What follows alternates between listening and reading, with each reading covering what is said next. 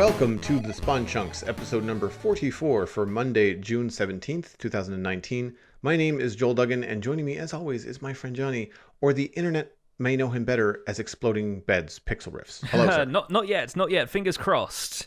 I am trying so very hard not to right-click on any of those beds, because yes, I am building in the end this week, and oh my gosh, it's such a weird, I described it on stream as being like when you're standing on the edge of a cliff and you have that feeling in the pit of your stomach that's like, what if I jumped? What if I jumped? And you know you're not going to, but still, it's that momentary flicker of doubt that happens every time I walk past a bed now, and I can't quite take it. It's a little bit fraught, but it's been fun. It's been fun. I remember that feeling the first time that I built something very tall in Minecraft over nothing. It wasn't the void, it was in the overworld, but I was building Snake Mountain, and I was working on like the head of the snake, which like hovers way out over this pit. And it was water down below, so I knew the mechanics. It's like, that's safe, even though it's only like 2 blocks of water. Like, I can jump from here and go. And it's that first time that you jump off of something when it's more than just like that 1/1000. Like, it's more than that 3 to 4 block drop. It's like you realize that you've reached terminal velocity and you're going to stay there for a couple of seconds before you actually touch down. Mm-hmm. And man, the pit of my stomach dropped.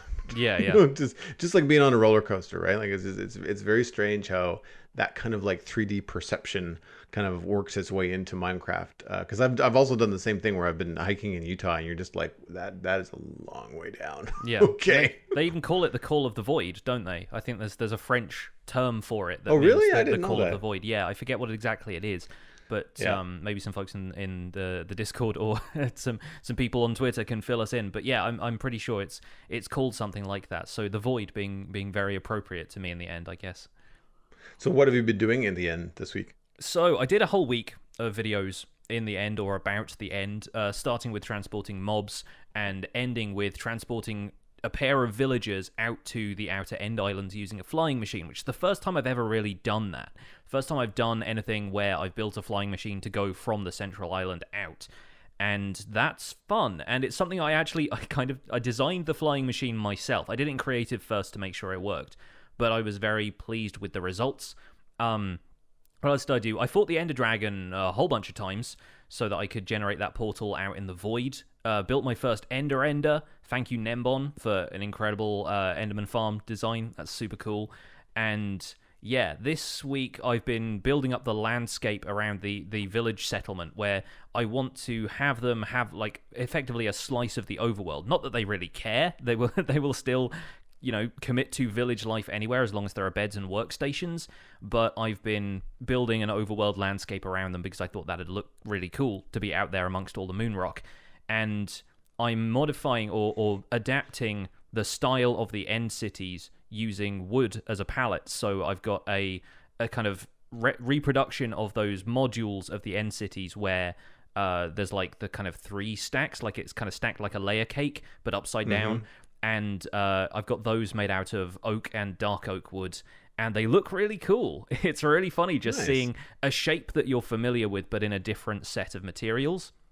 So I've been building a few of those as houses, and now I've had a lot of people in the comments, because I'm doing all of this for the Minecraft Survival Guide series, and I have a lot of people in my comments going, wait a minute, are the villagers just not going to wake up because it's always night there? And I went, well, it's not really always night. There's just no sun and no moon. And I had to explain in the first video that I put out this week that time, as we think of it, is an illusion created for the player. Because, the reason you can't sleep in beds in the end is because Minecraft doesn't want you to set your spawn there. For a start, so that you don't skip the night, but also so you don't get stranded in the nether or the end, and it doesn't have to set your spawn data for that dimension and make sure that you wake up in that dimension when you die, and all that kind of stuff. It wants to limit those mechanics to the overworld. But as far as villagers are concerned, the in-game timer is still ticking over, so they still have their normal routine. They still go to sleep in beds, they still wake up and work and breed and meet and make iron golems and all that kind of stuff. And it all happens regardless of where they are in the world, because the timer is always consistent. And so explaining that to people was quite fun, and it was something I didn't think I would really have to unpack, but going into the mechanics and really thinking it through and going, well, actually, it's the same time anywhere else that it is in the overworld. It's just I can't see where the positions of the sun and moon are. It makes perfect sense when you think about it that way. Hmm. Yeah, no, I've always, I think early on I was aware of like game ticks and that the game time when you mess around with it in creative mode and you have to, set time to like 12,000 or 9,000 or Yeah, whatever. I kind of just associated that with like, well, the time still happens in the end because redstone still works and all yeah, that kind of stuff. So yeah, I find the cool stuff about the end, with the sky and things like that. Sometimes you can get some cool texture packs that add like, so it's not just this black nothing. yeah, Like it makes it feel a little bit more like a dome, because it is there. If you put a texture to it, then it does look like a sky. yeah. But or like more like a galaxy, I guess. Yeah, I've seen some people build like space stations out in the void, and then they have a shader pack or they have a texture pack that Fun. makes it look like space around them. Because if you do what I did and spawn one of those end gateways out there, you can effectively have a satellite kind of base there, and Yeah. in every sense of the word, and it works really well. And the void is a great place to do it because you don't have to clear out landscape around it or build like 200 or so blocks in the sky above the overworld and have overworld stuff to mess with. It feels very atmospheric out there, even without a texture pack. Though just being surrounded by the kind of vague staticky purple nothingness is quite a different atmosphere. And building a village and having some overworld, but then having a massive end city in the background is still really entertaining to me. Oh yeah, no, it looks weird, like in a good way. Like it's the kind of thing you don't see all the time in either Let's Plays or even just regular gameplay. I'm curious. Do you know is the end build limit, is it good? Does it go from 1 to 256? Yeah, it's the same in every dimension in Java Minecraft, at least. I'm pretty sure in Bedrock Minecraft you can't build above the nether ceiling, and I don't know whether that's technically a build height limit or if that's just some kind of other thing they've got going on. But the dimension itself isn't higher than 128 blocks. Whereas when they changed the build limit in Minecraft from 128 to 256 in the Java edition, that applied to every dimension. So even though the nether has a bedrock ceiling, you can still build above it. The end has a similar height limit. Yeah. Yeah. Okay. Cool. Good to know, because then that kind of sparks some ideas, to build space stations and kind of cool stuff out in the end. That'd be kind of fun. Yes. Actually. How about you? Because I've got a sci-fi build that I'm trying to plan long term, and having maybe a portion of that, because the sci-fi zone that we've designated on the Citadel is close to an end portal. Right. Okay. Yeah. Yeah, it's gonna be kind of cool. I actually have been spending quite a bit of time in the end myself. I did a stream. I want to say Tuesday, maybe Thursday. From the end, we are reallocating the ender pearls from my own ender, which is I think an earlier version of what you're using on survival, your survival world.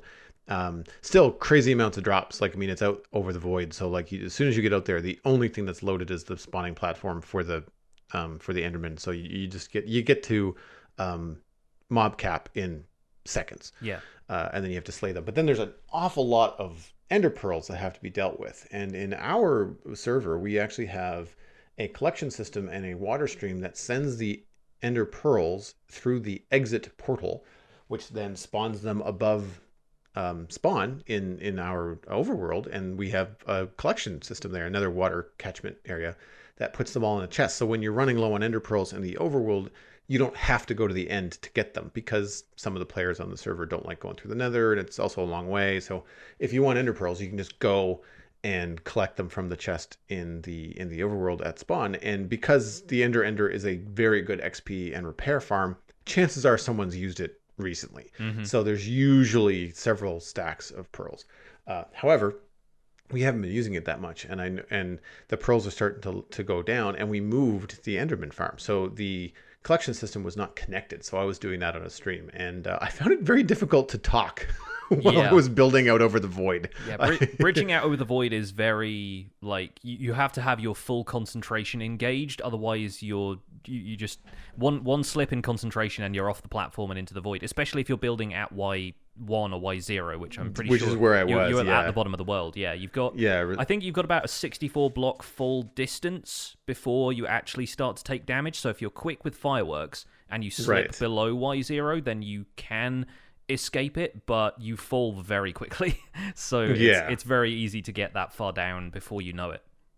And because we've got, an Enderman farm and several other XP farms on the server, I just didn't want to die because I had a lot of building blocks with me. Yeah. I didn't really care about levels or stuff. I took my Elytra off because, like, well, I don't want to lose them. And if I die, well, whatever. I can get back here in 5 minutes and be back up to snuff and no problem. What I didn't want to lose was like the 3 stacks of slabs that I had to smelt and then turn into smooth slabs and all that kind of stuff. But it was really fun. It was a nice change of scenery because I've been doing a lot of like overworld organic stuff with the bridge, and then I was doing some stuff in the swamp base that was more geometric, but still very much like dealing with water and earth tones. And in the end, it's just like, well, whatever looks good, and it's a straight line. Like it's the most efficient way possible to get this Ender Pearl system to where it needs to be, which is like 200 blocks that way, 50 blocks to the left, and then up. So it was really very straightforward, but also a little bit hair raising. And I was actually surprised. I feel like one of the reasons why I was so puckered on the end of my bridge over the void was the new squat or sneak mechanic. Because of the different height of the player, they actually sink you into the block. Right. And a little bit. You feel lower down, don't you? Yeah, and when you're standing on a slab, which is not a full block to begin with, and then you feel lower down off the edge of this slab because you're using that technique where you crouch and then you build this single long platform or the void. Like it feels like you're going to go through the block. And that's what had me on edge. It's like, this feels different. I know what I'm doing. My pinky finger is flexed, like Schwarzenegger on the shift key, but I still feel very much on the edge where I've done this so many times before. It never seemed to bother me, but I've noticed it now a couple of times. I did it in the Nether for something else earlier in the week, and I was like, oh, that's what it is. It's this lower sneak or sneak height, I guess is the best way to put it. To be a bedrock player and be able to place bridges facing forwards. Oh yes, yeah. Well, I guess that's part of the idea of scaffolding. I never thought about scaffolding in the end, but I guess there's nothing for it to fall onto, so it really wouldn't be all that useful. You could only have a 6 block distance of it, and there's nothing to tower onto from that point. And I'd be worried about shifting through it by accident, right? Like you're walking along it and you go to keep yourself from falling off the end, and instead of falling off the end, you go through the middle of it and just woof. See ya. Not a good idea.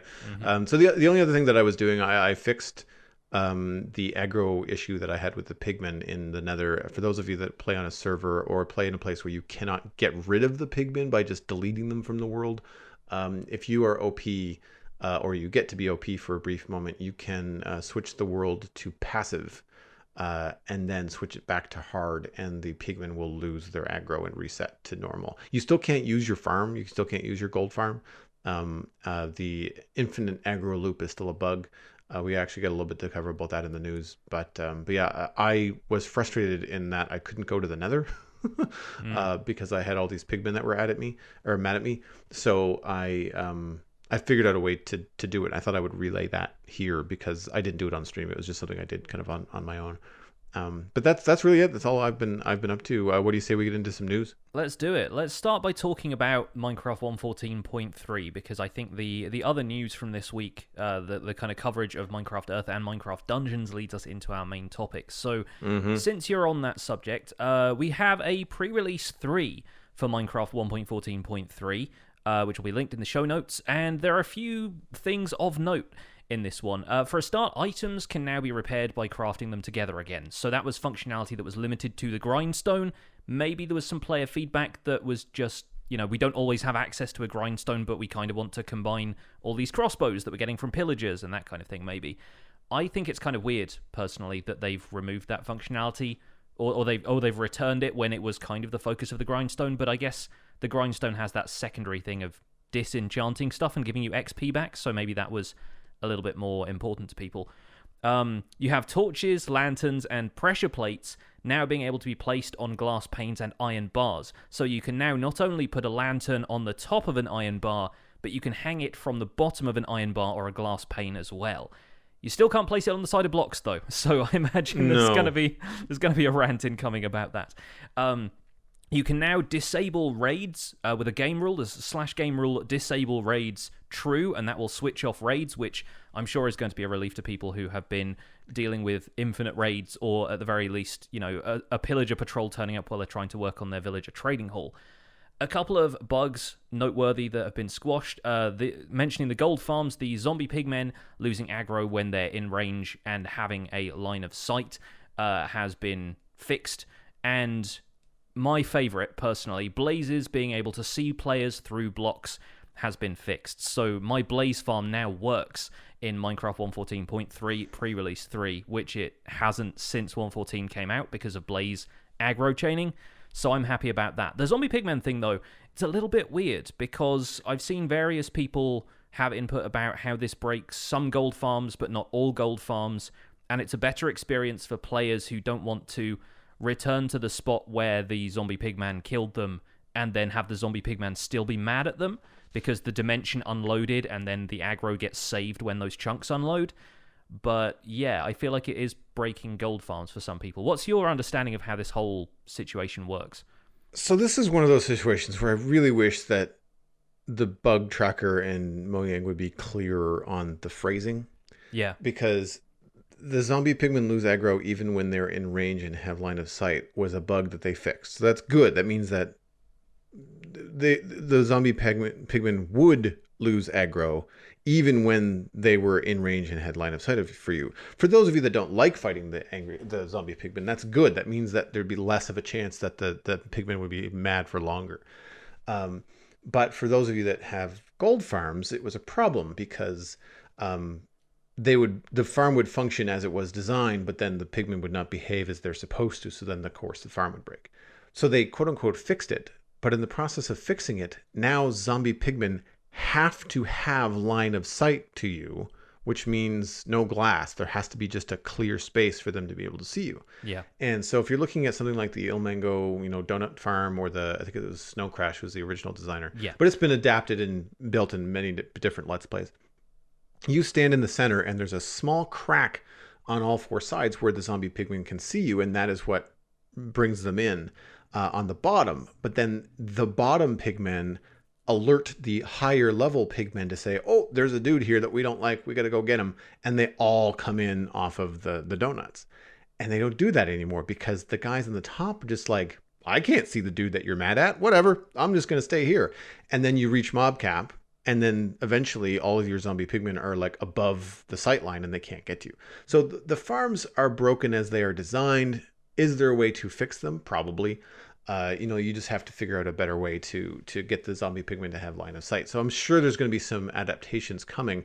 I think the reason why we're not seeing it right now is that it's a pre-release, and Mojang seems to be changing a lot in these pre-releases. And so people are waiting for like the proper 1.14.3 to actually land before they start doing really extensive Iron Golem farm stuff, really extensive zombie pigmen stuff. I just wish that when Mojang would fix a bug, they wouldn't like fix other things that have been in the game for so long that they're features. It's like you have a new window put into your house and you hire someone to replace the window as it exists. And because they think it's good for you, they put in a bigger window than you had before. And you're just like, well, that's fine. But the TV inside the house was hanging next to the window. And now half of my TV is hanging over my window because you've taken out half my wall.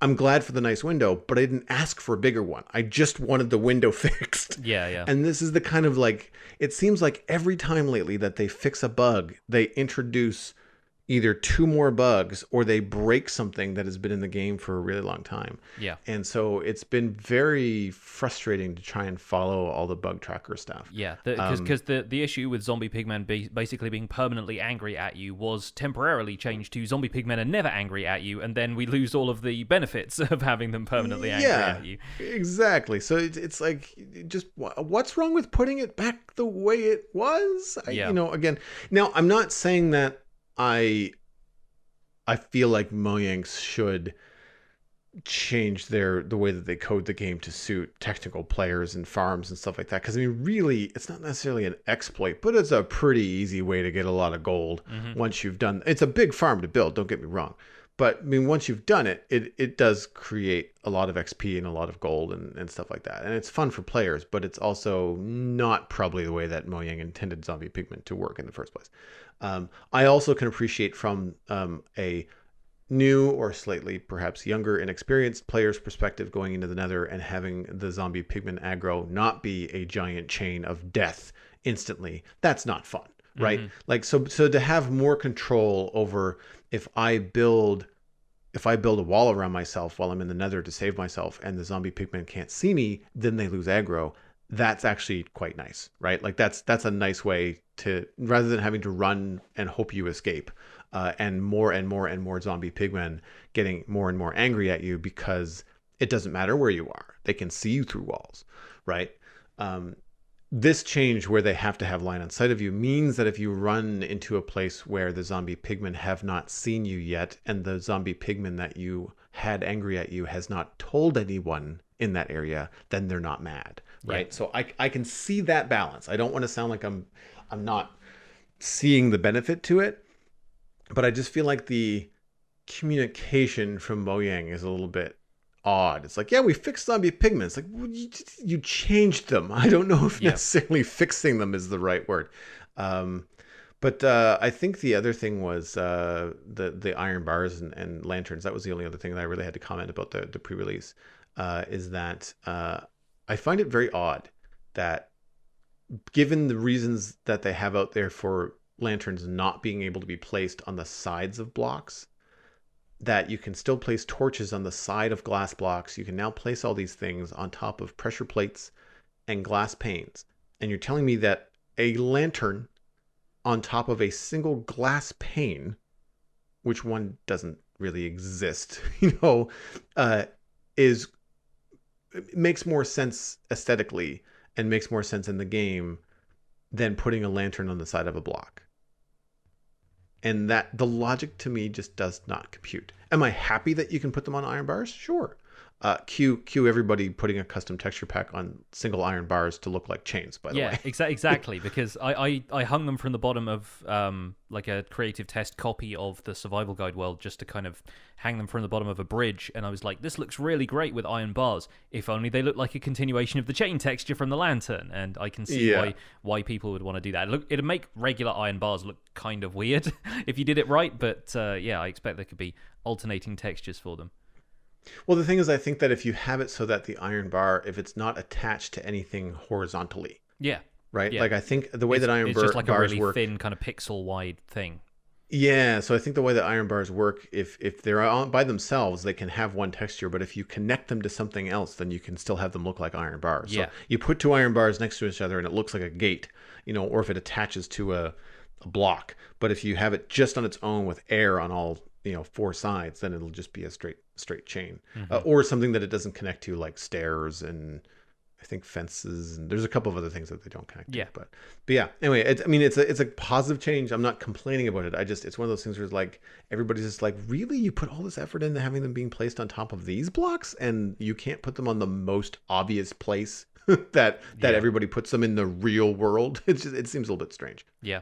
One more thing I wanted to comment on is the disabling raids. I kind of hope that isn't Mojang's kind of catch-all way to, like, I don't want that to be the permanent solution to people having problems with raids, is like, if you don't like it, just disable them, because the chance of having like an instant raid if a pillager patrol spawns while you're working on a village, which has happened to me, and I've done that thing where like you act before you think and you immediately take out the patrol captain, and then suddenly you've got a raid right there.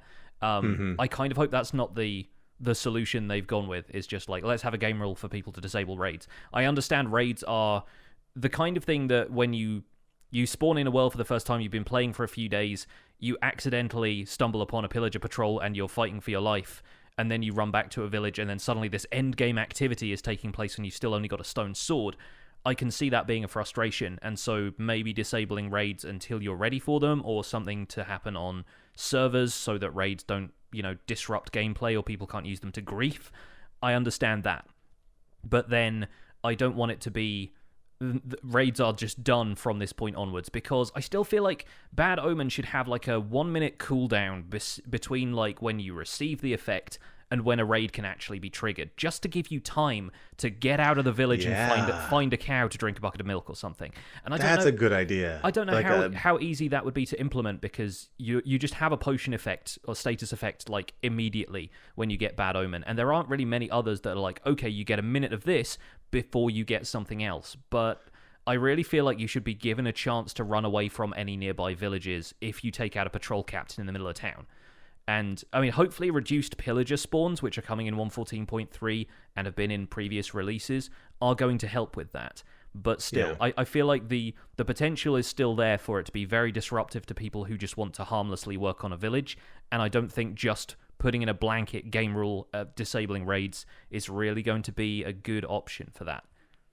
I think the other reason too is that you still have a lot of people that have not started fresh worlds but are rolling their 1.13 worlds forward, and they have villager trading halls where the only thing required to make a village are villagers and beds in any kind of vicinity, and all of a sudden you've got a village that can be raided, which is could potentially be in the middle of your base, like in the middle of your giant base that you've been working on for years. And so that I think might be another reason why they might have that in there. I agree with you. I don't want it to be the solution. But having that kind of control, I think, is good. It's like turning Fire Tick off, there's a quality of life thing, and I think it's a good feature. I never thought about it from your perspective of the new, like the brand new player, just the freak. You got spawned in, your spawn is 100 blocks from a village, and all of a sudden you've got, like you said, a stone sword, and you've got to deal with this raid. Like that would be an unpleasant experience. Lately I've been watching a couple of people on Twitch who are just getting into Minecraft. Like, I'll browse through and find somebody who's playing Minecraft literally for the first time, and they're starting up, and then they will see a pillager patrol like after a few days of gameplay, when they're still like, okay, how do I put together what stone do I need to make this, and like they've barely put together a house. And they're finding pillager patrols immediately, and there's like 5 or 6 of those guys, sometimes with vindicators if they've decided to play on hard, and they're not easy to take down, even if you're like starting out and you're at least a little bit combat savvy. And then you have the raid happening on top of that, especially if you're playing on harder difficulties, you get like a 5 or 7 wave raid. I'm not keen on that being part of a new player experience. I feel like that could drive people away.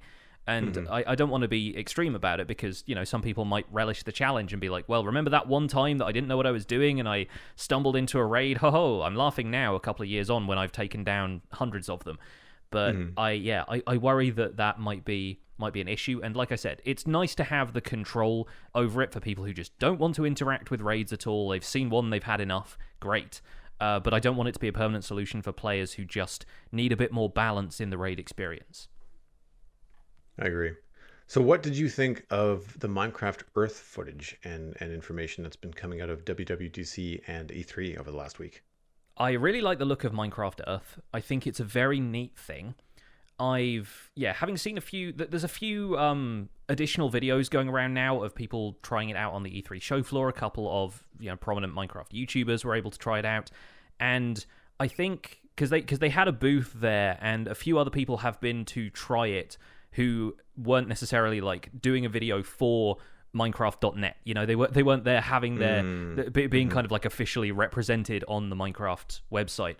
And their opinions of it have also been good, which gives me a little bit more kind of hope for it being a good thing and not just people shilling the experience, There's There's a couple of things about it that kind of distract me from how cool it is that Minecraft stuff is interactive and around you. Mainly the kind of flickering border that you have around real people in the picture in some of this footage. I find that really distracting. And I know it's obviously a limitation of the fact that human beings' movement is quite difficult to predict, and so they're kind of moving around and they've got clothing, and the AR kit is trying to find what's a person and what isn't. And so they've usually got like a flickering kind of border of the world around them that disappears quite quickly when they stand still. But it's still something that I really hope you can switch that off if you're playing in public, because that would be really distracting to me, to be like in a crowd full of people, or like you're on a park bench somewhere, you're like, oh cool, let me like grab some wood while I'm here, let me build a little thing out here, and then everybody who walks past is showing up in front of the build you're trying to make. And they're all kind of flickery and distorted. So I hope you can switch some of the AR stuff off, because I don't want to see people in my Minecraft build all the time. It's probably going to be one of those things like with Pokemon Go did. I know we probably shouldn't keep comparing this to Pokemon Go, but it's another well-known app that used AR features recently, where you can just switch on that AR mode if you wanted to take a picture of like catching the Pokemon in a real place, and then you switch that off again. I don't want to switch off all of the AR stuff in Minecraft Earth, because obviously that's the point of it, but I do want to be able to take people out of the picture. So I hope you can sort of tell it to not show people when you're playing it. And something that I realized when I was looking through some of the articles and some of the brief video footage that they had is that you got to remember that some of this footage, they're not clear in the articles whether it's been taken from an iPhone or whether it's been taken from an Android phone. And some of the AR features, some of the like human occlusion stuff is exclusive to iOS because of the way that the AR kit works on iOS. Yeah. And so I think that some of the white flickery kind of like really like not what was promised sort of look, you know, to having real people in Minecraft. I'm wondering if that's limitations on some of the other software. We saw I'd say a pretty slick demo on the stage at WWDC a week and a half ago. And it feels very much, from what I can tell from the articles, that the demo is a lot slicker than, say, real world experience. Yeah. Like reusing it out and around in different places feels a little bit less seamless and slick. But again, like you're on stage at Apple, so they're going to showcase Minecraft Earth in the best way that it looks, right? Got to show it at its best. I'm still interested in how it's going to perform in environments which aren't a room with a flat floor, because this is supposed to be getting people outside. My back garden is on a hill. How does that work? You know, am I still going to be able to see the world around me? Are the blocks going to come outwards from the side? Is it going to know with the kind of gyroscope that's in the phone what direction I'm facing? I presume some of that stuff can work, but it's still going to be a little bit weird seeing how it interfaces with environments like that, or if it can, if for whatever reason you can't have it unless it thinks the ground is a certain level of flat. The other thing or if it takes the lowest level, uses that as the base. And then if it's at least consistent, then you can say, okay, well, I have to build the foundation of my house up at a 45-degree angle. Even though a chunk of the house in the build is going to be stuck underground, it's not going to be seen when you view it through AR, and you can actually have it so, like, you know, it looks like the house is built into the hill. That could be cool if it's consistent. But I have no idea how this could work. It generates a hill based out of Minecraft grass blocks or something like that, because it understands that this is a slope. It could do stuff like that, but I want to see it in action. And it's one of those things where really, until I get hands-on experience with it, I will not know what my opinion on this is going to be. It really does seem like it could go either way. From what I've seen in the demos, combat seems to be mostly at range. The article only we got a. Where is the article from? We've got one from Engadget and one from Minecraft.net. Yeah, we'll have them both in the show notes. I read the Engadget one, and it seems like combat seems to mainly be at a distance, so that you get a bow and you can fire at stuff, and stuff can fire at you, but it doesn't mention like attacking stuff with a sword and that kind of thing. And I think maybe that's possibly a good thing, to limit stuff from, like, you know, to prevent overzealous kids from swinging their phone around like a sword and flinging it across the room, especially if it's a phone that's got the latest kind of Apple AR stuff on it. It's probably kind of a current phone and you don't want it to get smashed.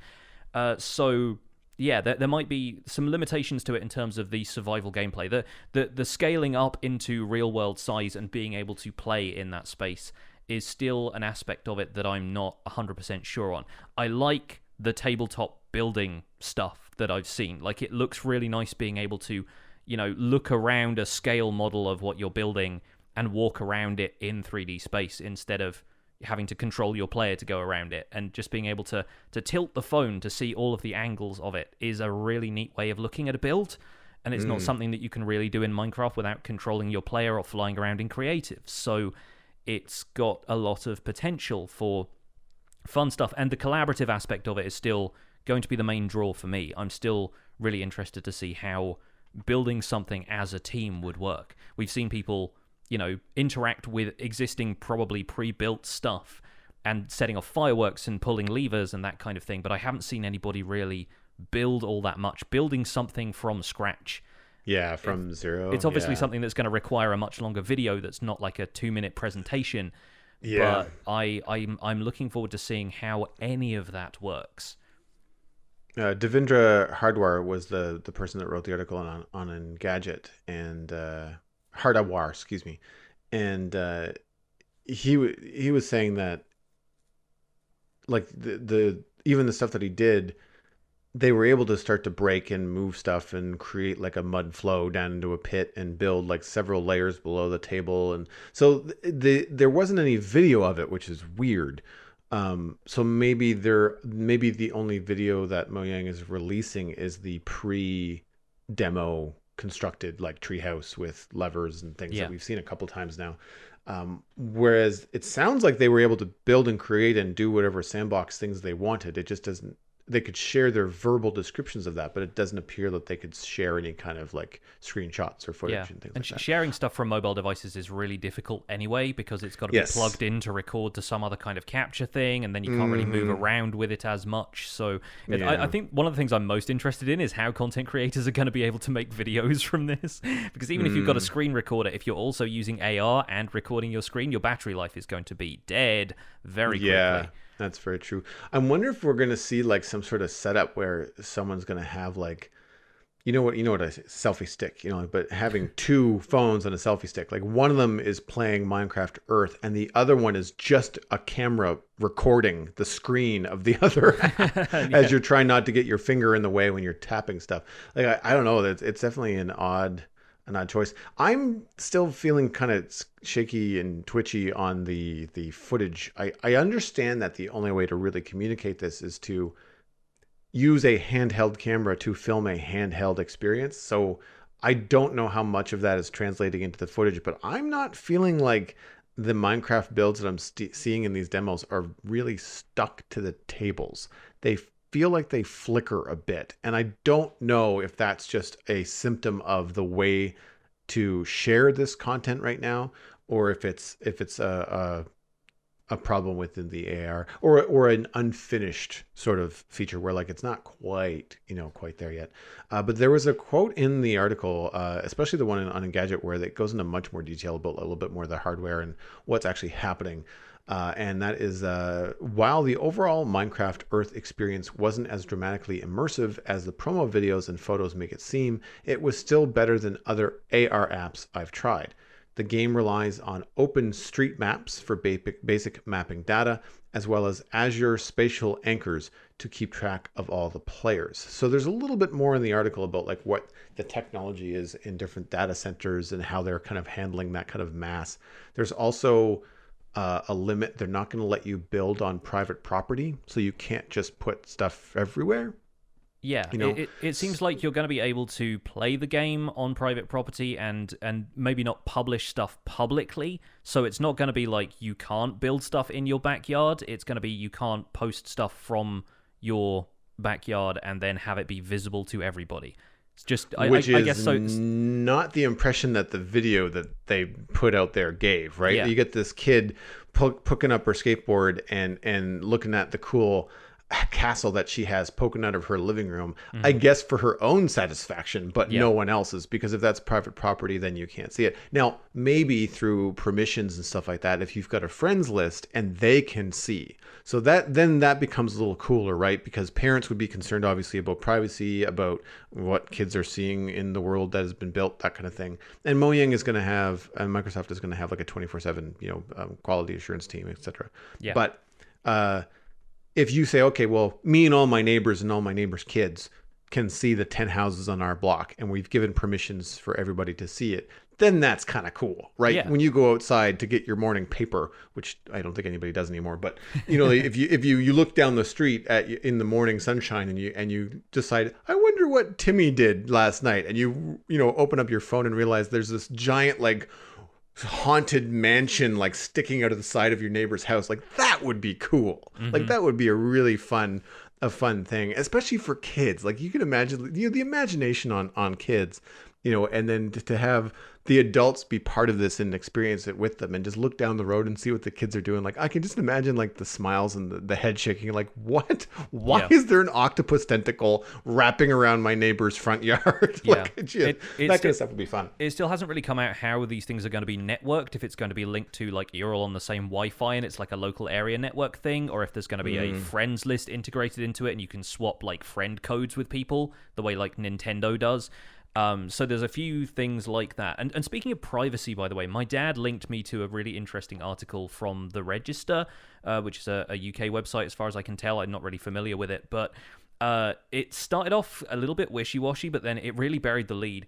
And they were saying Minecraft Earth could, in theory, be providing Microsoft with the means to create a 3D spatial map of the world, which is a weird thought Right. when you think about it. But like, consider Google Street View. They are limited by where they can take a car. And that's partly by design. That's partly because obviously they don't want to go into places where they are not allowed, and they don't want to end up, getting on the wrong side of the law for like, go trespassing, essentially, like trespassing with this car.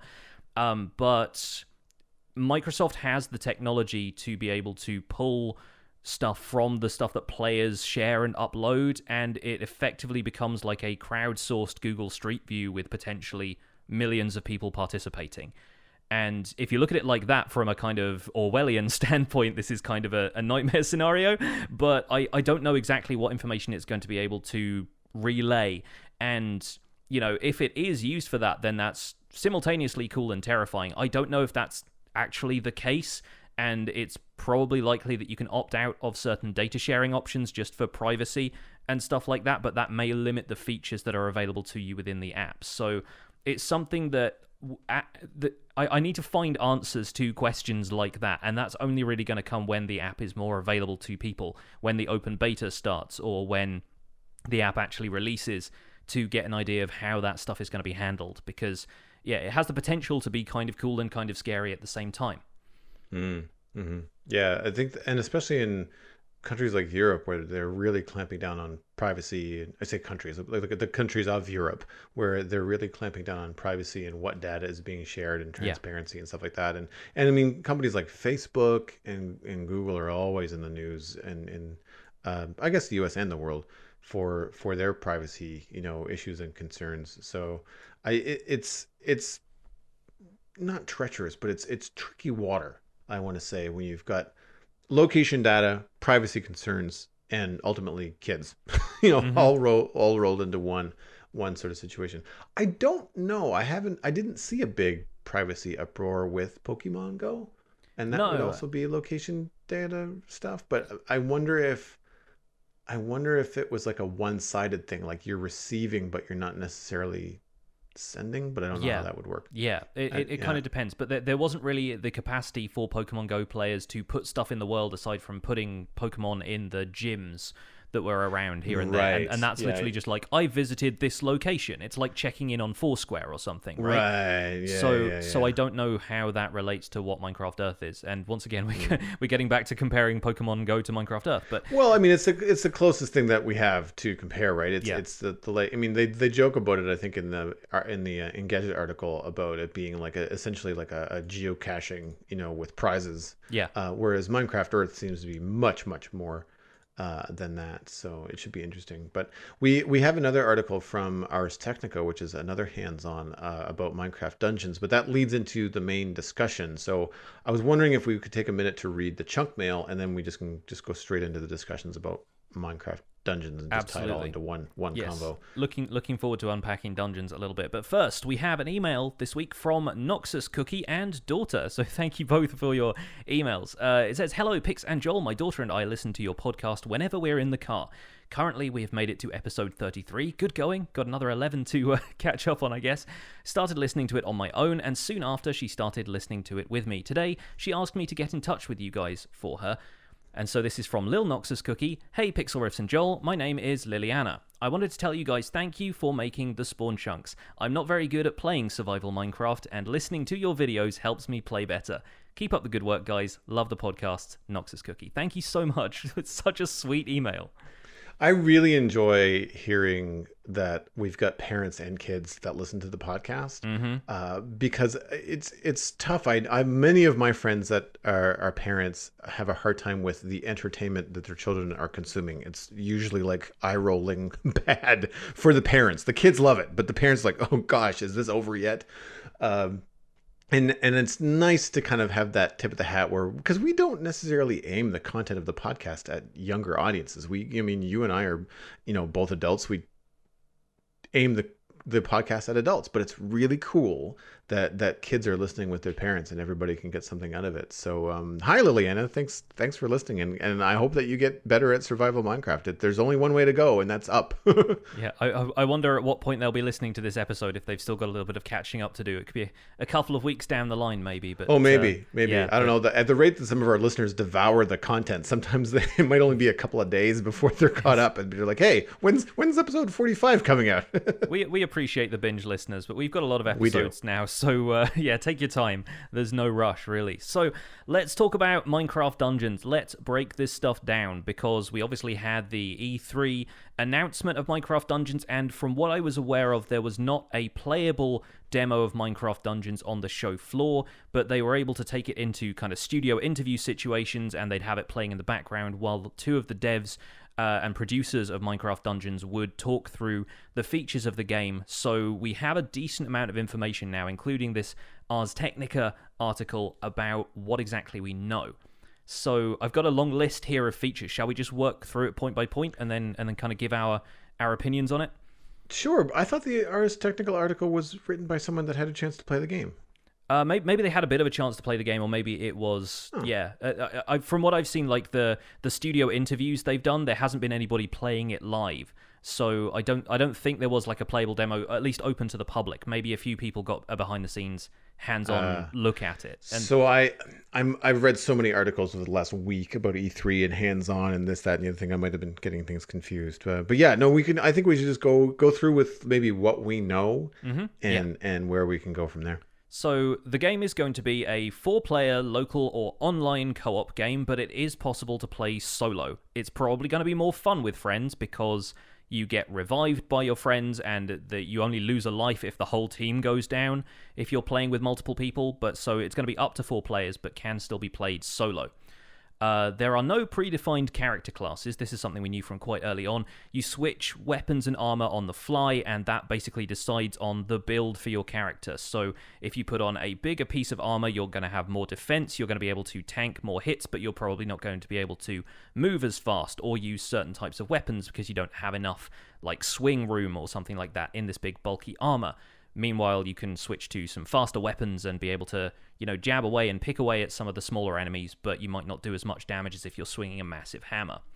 In addition to weapons and armor, there are going to be 3 ability slots, which can be assigned kind of accessories for special powers. We've seen a corrupted beacon, which fires this giant beam and mows down stuff in front of it, but that also includes accessories like a dog treat that summons a wolf that'll fight alongside you, or there's like a build a golem kit that spawns an iron golem that can help you and probably do massive damage. So weapons and armor can be enchanted, much as the way they can in Minecraft, but instead you're using enchantment points instead of like levels and lapis. You'll earn the enchantment points as you play, and it's possible to salvage some of your gear that's enchanted so you can get those enchantment points back. You're basically uncrafting the gear. And you notice in a couple of the screenshots that are in the Ars Technica article and elsewhere in the trailer, you'll see there's a salvage button you can click on, which presumably breaks that down into, if not its component parts, then at least it recovers you a bunch of enchantment points. There is a currency. You can use emeralds to buy gear from new merchants, and I thought finally a use for the wandering trader because I thought it'd be kind of fun to have the wandering trader in there. And from what I've seen in one of the screenshots, there is a wandering trader who's being held hostage by pillagers in a scene where there's just tons of pillagers swarming around an enemy. So magical items are powered by souls, which is, I guess, kind of another currency, kind of like mana points, MP, or whatever, the kind of thing that you'd normally find in an action RPG. You collect those from killing mobs, and you'll be doing a lot of that because, as with the pillager raid kind of situation, some of those dungeons and rooms seem to have a very high density of enemies. You're doing a lot of like area control moves and sweeping sword attacks, like doing area of effect kind of stuff, because you'll get swarmed by a bunch of stuff quite quickly. So it's not necessarily going to be quite the same as Minecraft combat in the current version of Minecraft. It's going to be very different, in fact. Players will have a map to help you navigate the dungeon or biome, and you have a primary objective for each area. There's going to be an arrow leading you to what the reason you're there, but there are going to be secondary objectives that pop up to block your way. So you'll go, okay, I have to go straight through this dungeon to get to this part of the thing where the boss is, but then you'll notice there's a gate in the way and you have to track down a key, or something has blocked the path and you'll need to clear the path, or you'll need to find a way around.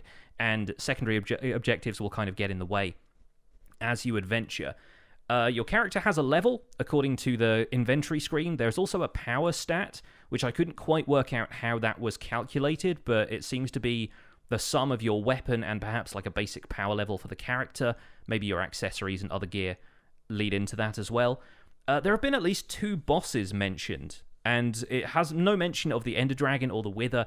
Your bosses instead are the Arch Illager, who seems to be this little kind of guy who's like flying around in the trailer with a stick and hitting stuff, like a little guy, basically like an angry baby is what he looks like to me. And there's also mentioned in the Minecraft.net article a character called the Nameless One, who's like an undead ruler. He basically rules over all of the skeletons that you see marching through the Desert Temple level. Speaking of which, there are 2 levels that they've mentioned by name, which are Fiery Forge and the Desert Temple. Fiery Forge seems to be the one with the lava on either side and where the kind of redstone monstrosity-looking stone golem type things are. And there are going to be 4 featured skins for the game. The one in the trailer is called Valerie, which I think is a really solid pun on valor, by the way, kind of like nice, as a bravery adventure kind of thing. And apparently, according to the interview on Minecraft.net, is apparently up to the player to choose their appearance.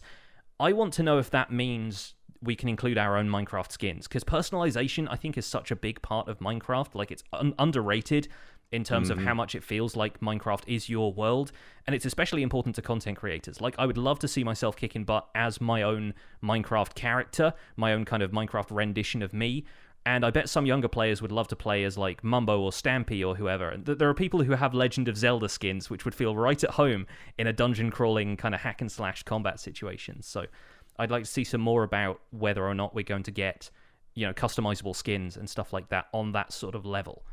Even if it's just the head, like even if it's just the face. Yeah, because totally. You're going to be covered in armor and all that kind of stuff anyway. So I don't know if they'd be able to do the whole skin, but it would be cool if you could have at least the face. There might be a few options to switch between in a kind of standard character creator sort of way, where there'll be different skin colors and different facial features and probably a few different basic clothing sets that you can put on, that kind of thing. So if not importing your Minecraft skin wholesale, you might be able to come up with something that's roughly an approximation of how you play Minecraft now.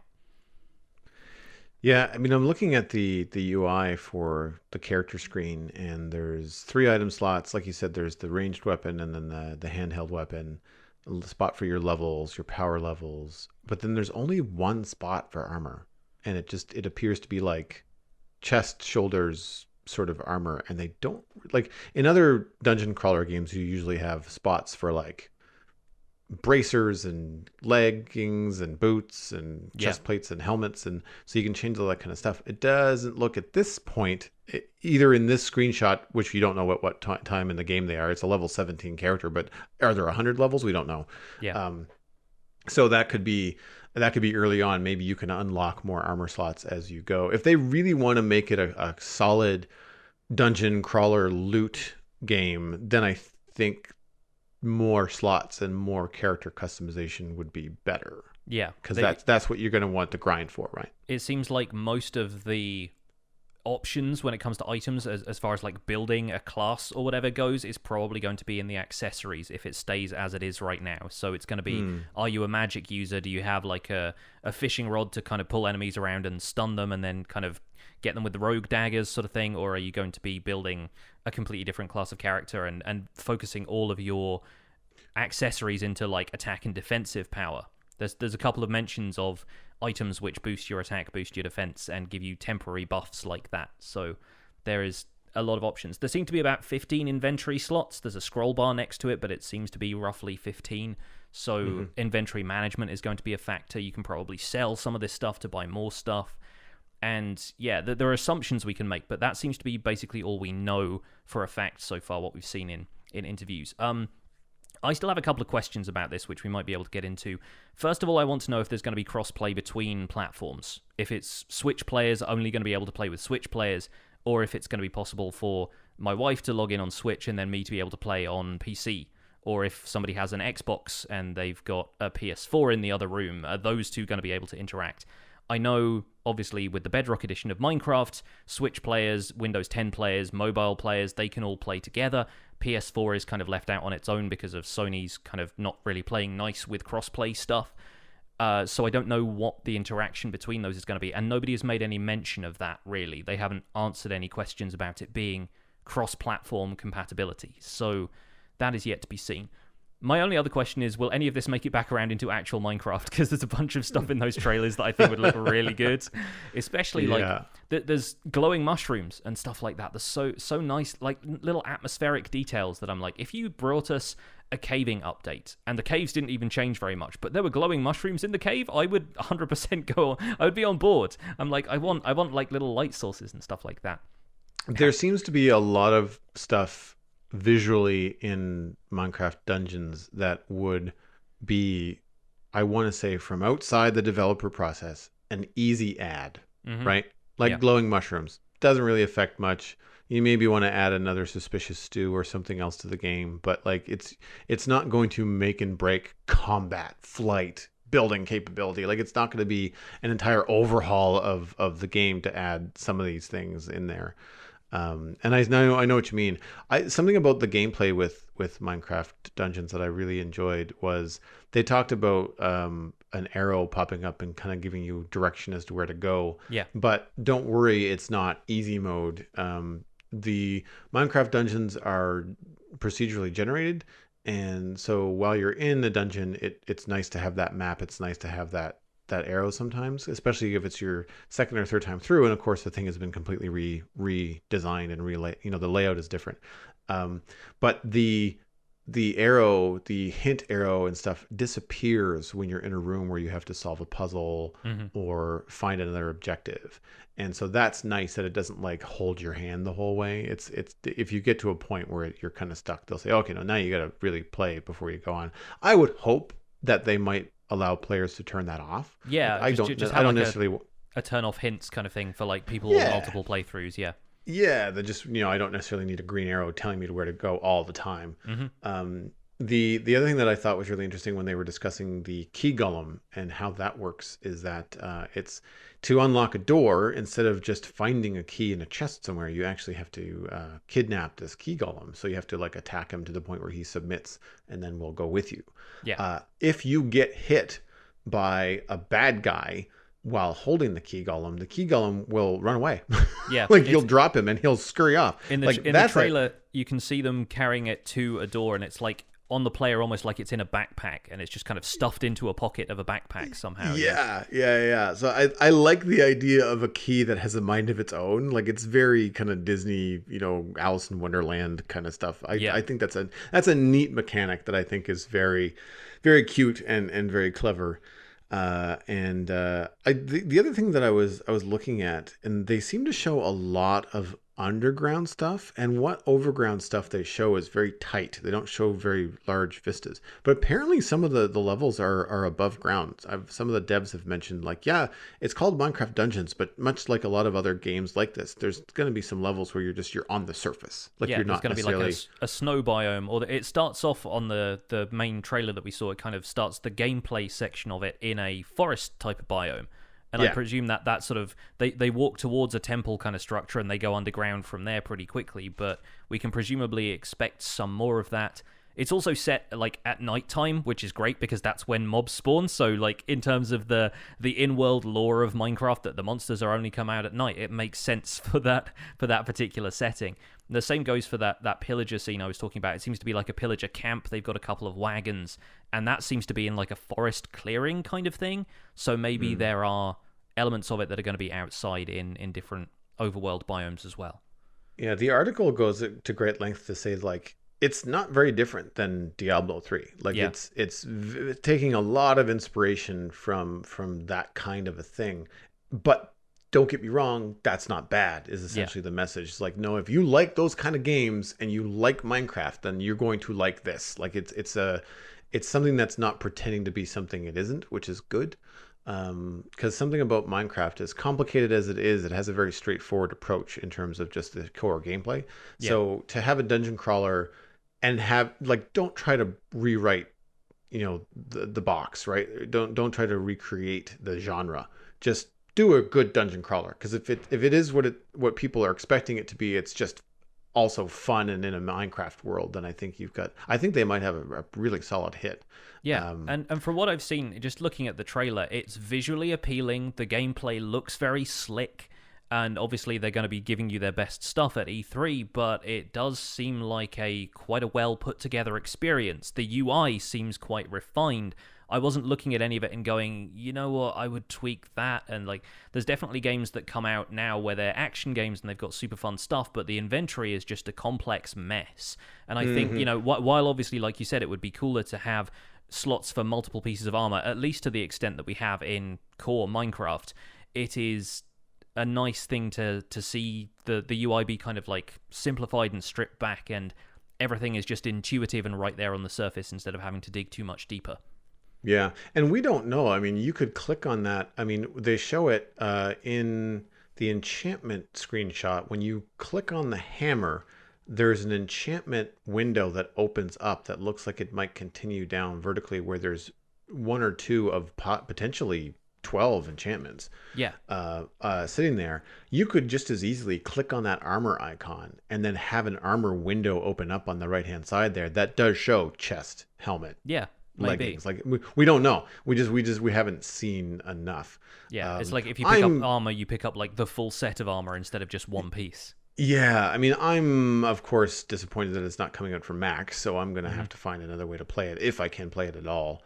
We'll find a way, Joel. We'll find a way. Yeah, We need to get 'cause- a Spawn Chunks yeah. like dungeon raiding team together, I Yeah. think. Well, and this is where that crossplay thing comes into bear, right? Like, Yeah. I mean, if I end up checking out, we mentioned this a little bit in the pre-show, but if I end up checking out Google Stadia, which is an excellent way for someone that doesn't have a gaming PC to get access to this kind of thing, if this comes to the Stadia platform, could I then play with you, who was probably going to own it on PC, right? Yeah. So that kind of thing is an interesting idea. But again, we just don't know yet.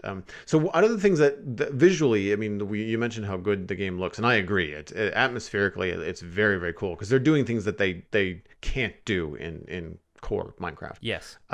What stuff have you seen that you are hoping maybe comes over to Minecraft? Aside from some of the mobs, I love those redstone monstrosity mobs. I think they're pretty cool. And somebody has already done like a mob model of one of them. I'm not sure if it was for Java or Bedrock, but they did. I think the Dungeons Twitter account, or maybe one of the devs, did like reshare that on Twitter, where somebody had already modeled the redstone monstrosity as best they could from the angles that they'd seen it, and it looks really cool, just sat there in a creative world. So I would kind of like to see some stuff like that. But there are shields decorating walls, and that's something everybody wanted when they were introducing shields to Java Minecraft in the first place back in 1.9. And all you can do with a shield right now is attach it to an item frame or give it to an armor stand that has arms, which you can't even get normally in Java Minecraft unless you use commands.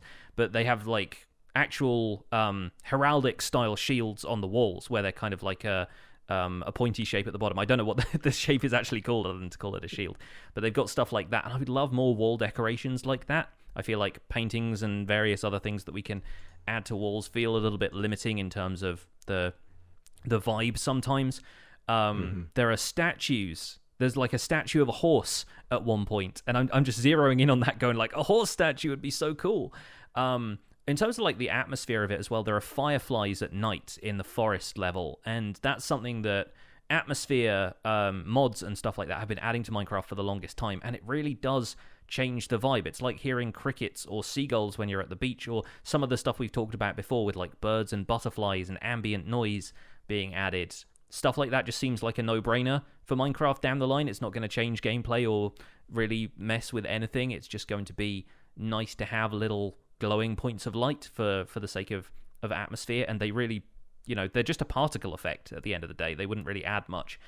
There are some actual chains. Speaking of the lanterns and how iron bars could be chains, there are some actual chains hanging in the foreground of one of these shots, and I'm like, chains, you guys, bring us them. But also accessory slots. Thinking about the way the Minecraft Dungeons inventory works, it'd be really cool to have accessory slots as a player and some accessories to put in them. Right now we just have the armor, we have the shield offhand, and there are definitely mods like Thorncraft, and like I think there's like a Baubles mod or something like that adds rings of power that you can equip that give you slightly better attack power, or like a slower cooldown time for swinging your weapons, that kind of thing. So why not take some of the approach of the accessory slots from Minecraft Dungeons, maybe start to introduce that to the core Minecraft experience, especially if combat is getting an overhaul in the next update. It seems like a good idea to start to merge the fictions of these two versions, because we know Minecraft Dungeons isn't supposed to be strictly canonical. It's not part of the core Minecraft experience, really, but there are some ideas there that could really make some headway into Minecraft itself.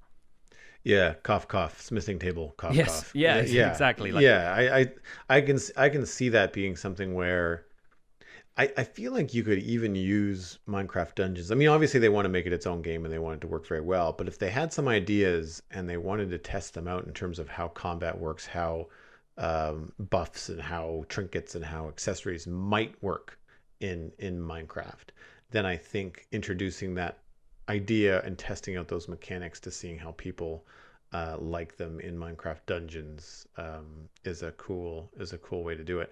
I also kind of wonder, because I know that back when I played Diablo would get patches and would get updates and things like that, and it would change the stats of some things. We don't know, but I'm wondering whether Minecraft Dungeons, after it's been out for a bit, will ever get like patch updates, fixing certain things, like whether it's going to be this kind of ongoing development type thing that we're used to with Minecraft. You see apps like, we talked about Minecraft Earth earlier, but you see iPhone apps and games get updates all the time. Yeah. They're low key. They don't make a lot of pomp and circumstance about it. So one would think that the way that Minecraft has been working so far with different versions and different updates and betas and things like that, that you would also see, like a Minecraft Earth 1.1 or 1.2 if they released a new feature, new content. Same with dungeons. Like if there's a new mob or a new dungeon or a new zone that they released, then they might, that kind of thing maybe is more of an expansion. But if they wanted to tweak the way that combat was working, you could potentially see them doing like an update kind of rollout sort of thing. If they could have kind of coordinated events, almost like the way that some games where they have kind of crossover events, like Monster Hunter and Final Fantasy XIV had one of those recently, the two kind of big Monster Hunty kind of MMOs, and I think it'd be really cool if a bunch of new mobs got introduced to core Minecraft, then they become like they end up making a level based around them in Minecraft Dungeons. It can be kind of like a crossover event sort of situation. And thinking about that, we talked about the stuff from Dungeons we would like to get into Minecraft somehow, but what about stuff from Minecraft that it'd be really cool to have in Dungeons? Knowing what we know about how Dungeons isn't going to be a game where you really do all that much kind of crafting and building and breaking of blocks and that kind of thing, is there anything you can think of? Because I've got a couple of ideas. The only thing I can think of that we have not seen is any kind of redstone puzzle. Right. Yeah. So it looks like it's mostly magic and like fantasy type stuff. There doesn't Yeah. appear to be any kind of like real techie looking stuff. There are mine carts and cart tracks, but beyond that, you don't get most of it seems to be more mystical than any kind of technical stuff. Yeah. Yeah. So it would be kind of cool if there was a zone where you're entering in like, an ancient pyramid or something that was more technologically advanced or some sort of mysterious culture where the puzzles that you have to solve are in fact maybe completing redstone circuits and things like that. That to me would be kind of cool. But I haven't really thought about much to bring from Minecraft to Minecraft Dungeons because most of what I see in Minecraft Dungeons looks cooler than what's currently in Minecraft. Sure, yeah. Yeah, no, I would love to see just little Easter egg things, really. Like the fact that Minecraft now has all of these little kind of small features here and there, and Easter egg things that you don't tend to think about in average survival gameplay, but it'd be really fun to make references to them in Minecraft Dungeons. For example, if at one point you came across a scene where there were some illagers hanging out, they hadn't noticed you yet, there's like an evoker, and they're doing that thing where they turn red sheep into blue sheep or whatever. Right. Like, it'd be really funny to like see somebody do in like a kind of an almost off camera kind of thing before they all spot you and a fight starts. Or like somebody a Jeb sheep or something that's name tagged Dinnerbone so it's upside down. Or like, how around Halloween zombies and stuff can generate with pumpkins on their heads in Java Minecraft. And how at Christmas you get chests looking like Christmas presents instead of chests for a couple of days. It'd be cool if like, time sensitive stuff like that would end up in Minecraft Dungeons almost as like an Easter egg reference back to the original Minecraft game. I don't know. It'd be fun to see stuff like that wouldn't be completely game breaking, but would just be an in joke that experienced Minecraft players and people who are into the Minecraft sort of culture, for want of a better term, could notice and be like, yes, I got that. I understood that reference. I'd like to see some stuff like that creep in here and there. Yeah, I can see that kind of stuff being a little bit easier. For me, bringing stuff out of Minecraft Dungeons and into Minecraft, I'm seeing an awful lot of textures that I really like, and they wouldn't be game breaking. Like there's a screenshot about where it looks like it's like a desert temple, and there's parts where like the sand and the sandy bricks are like more or less sand covered, and there's like maybe 2 or 3 different textures. Sand looks like it also has layers, like snow currently has layers in Minecraft. Stuff like that was just like, that looks so good. Things like rope fences, again, it's the same, it takes up the same space and looks like it functions the exact same way as a fence. It's just a different texture so that you can actually have like a rope bridge. Those kind of things, I think. And you mentioned fireflies, but the thing that I saw that was ambient was braziers. Little spiky cauldrons that have coals in them that glow in the corner. And it'd be interesting as far as, mood lighting to have something that's added to Minecraft that has less than a 15 level light level, like something that comes in at like a 5 or an 8 or something like that. There's also some really dang good looking carpets in this. And there's like, I'm seeing carpet patterns and I'm like, oh, the patterns though. The key is just sat down on. There's like 5 or 6 different carpet patterns just in that room. And I'm like, what? We're just working with like magenta or cyan over here. Come on, give us more. Give us more. Yeah. It's too bad that you can't do the same sort of things with carpets that you can do with banners in Minecraft. Yeah. With like the loom. Yeah.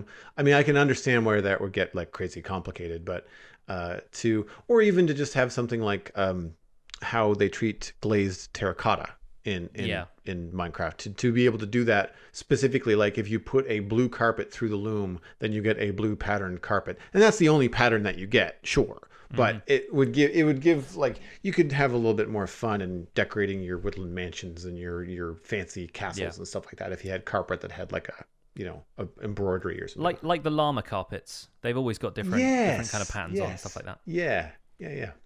All right, well, I think that's going to wrap up our discussion for today. It's been great to talk about Minecraft Dungeons and finally get some more information about the game, because goodness knows we've been waiting a while since it was first announced at Minecon, but very cool to see more of that. Would love to hear you guys' thoughts on it as well. Joel will have the email address for you shortly, but for now, that wraps up another episode of The Spawn Chunks. Thank you so much for listening. You can find more information about the show and links to some of the stuff we've talked about today at thespawnchunks.com. The music for the show was composed by me, and The Spawn Chunks is proud to be a listener-supported podcast.